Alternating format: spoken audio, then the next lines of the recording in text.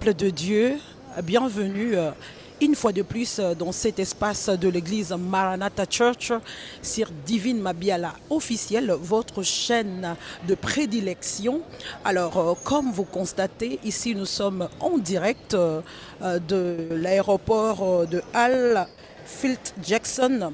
On est à la partie domestique, donc vous voyez, on n'est pas à Maranatha Church, mais on est en direct de l'aéroport.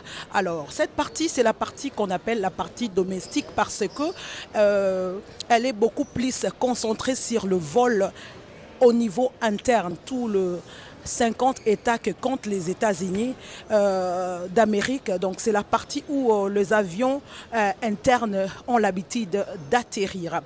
Alors aujourd'hui, nous sommes venus pour recevoir le pasteur Pyrénées Ikota. Il nous provient de Texas. Comme je disais tantôt, nous sommes en direct de l'aéroport de Hall Field Jackson, ici à Atlanta, Georgia.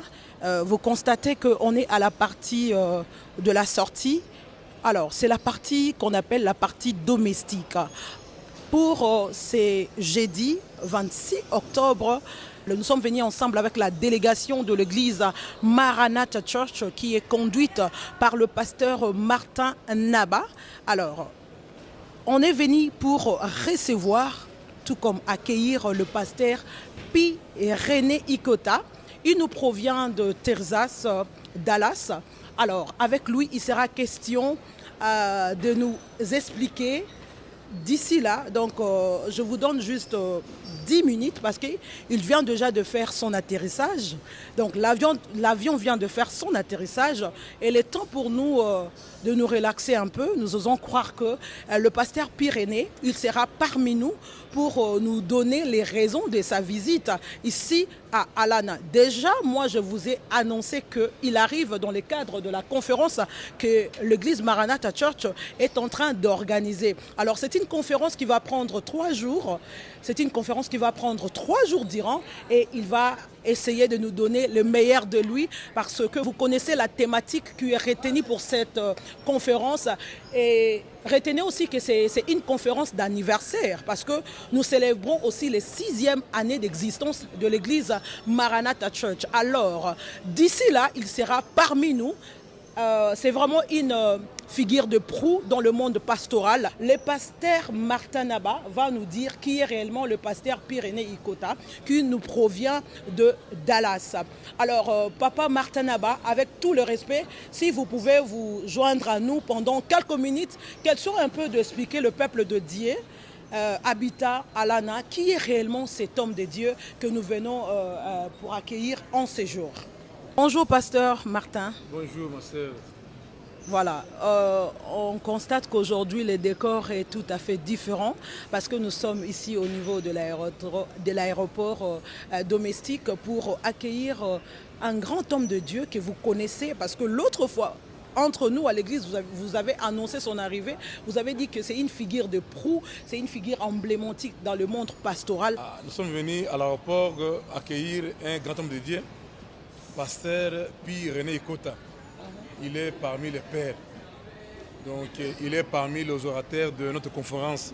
Il nous vient de Dallas, de Texas. Il est pasteur responsable de l'église All Nation Church de Dallas. Il est là avec nous maintenant. Alors, quelle est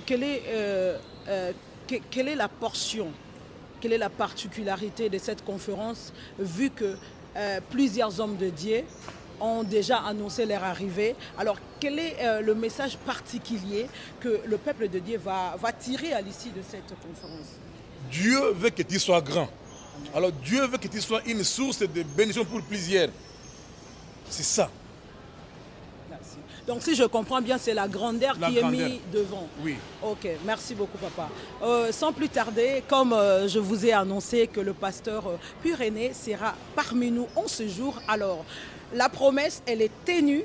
Il est là parmi nous avec beaucoup de respect, papa. Bonjour et soyez le bienvenu sur le sol de pasteur Martin Luther King. Merci beaucoup. Oh, pasteur Martin Naba m'a accueilli au sol de pasteur Martin Luther King. J'aime ça. Merci beaucoup. Merci de l'accueil. Ok. Je sais que vous êtes fatigué. Pouvez-vous lancer un message à ceux-là qui viendront découvrir ce que vous êtes réellement, non pour votre gloire, mais pour la gloire de Dieu? L'homme n'a jamais eu la gloire. Nous nous rattachons à celle du Christ qui a dit « Je leur ai donné ma gloire ». Même si on vous donne, mais il dit « ma gloire ». Je leur ai donné ma gloire. Jean 17.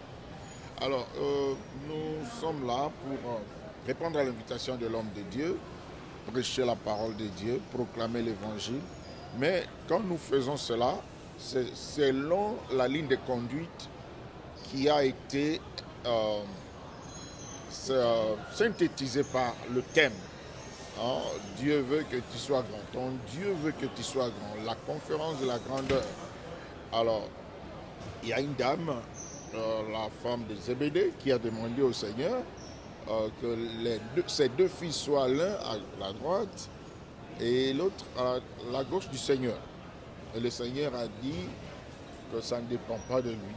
Et par après, il va donner une leçon, une morale par rapport à cette demande. Il dit, si quelqu'un veut être grand, qu'il serve, qu'il soit le serviteur des autres. Vous voyez, nous parlons de la grandeur. Mais nous, on est là pour montrer au peuple de Dieu quel genre de service tu dois rendre, quel genre de serviteur tu dois être, quelles sont les conditions requises pour que quelqu'un devienne grand. La volonté est là, la parole de Dieu est là. Dieu veut que tu sois grand et toi-même tu veux aussi que tu sois grand. Est-ce croire seulement, vouloir, ça suffit? Non, il y a des conditions à remplir. Nous voulons les partager avec le peuple de Dieu pour que réellement la parole soit faite chair, que la promesse soit réalisée. Mais il y a une part de la réalisation de l'homme pour que la grandeur soit réellement grande.